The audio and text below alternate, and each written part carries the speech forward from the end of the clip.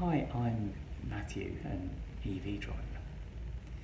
When a car tank is filled with fuel, it not only drives the car, but it also drives the climate crisis.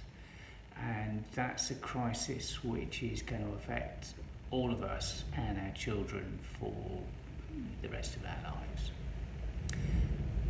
When you fill your car with fuel, you are producing as much CO2 as your body weight. In fact, more. You're putting more than your body weight of CO2 into the car every time you fill up. But there is a way you can be part of the solution, not the problem. I bought an electric Smart 12 years ago, and I've been driving EVs ever since. It's important that the electricity you use for the car is green. You can generate it yourself, or you can buy from a green provider, such as Good Energy. Are electric cars expensive? Well, yes, if you compare it to buying an older car, but you can buy a second-hand i3 for about 12,000, and you can buy a Leaf for 8 to 10,000. And if you're thinking about leasing a car, then leasing an electric or plug-in hybrid will cost about £50 a month more than a standard car. And you're probably going to save more than £50 a month in just fuel costs alone. So it's definitely worth considering.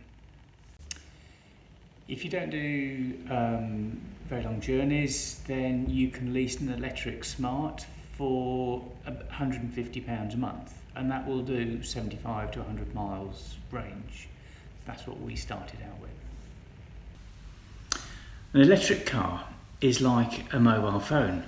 You always plug your phone in at night and it's full every morning. If you can't guarantee a charge every night, then you can't really get an electric car. We plug ours into a waterproof 13-amp socket, or we put it under the garage door. You can get a 7 kilowatt special car charger, but we've not used one in the 12 years that we've driven electric. Electrics are simple. There's no engine, there's no gearbox, so maintenance is really quite low. They're quiet, they're nice to drive. They also perform well. That's why when we had both a diesel and an electric, we always used to jump in the EV first. The Tesla has transformed long journeys by EV, and it's the superchargers that make long journeys sensible.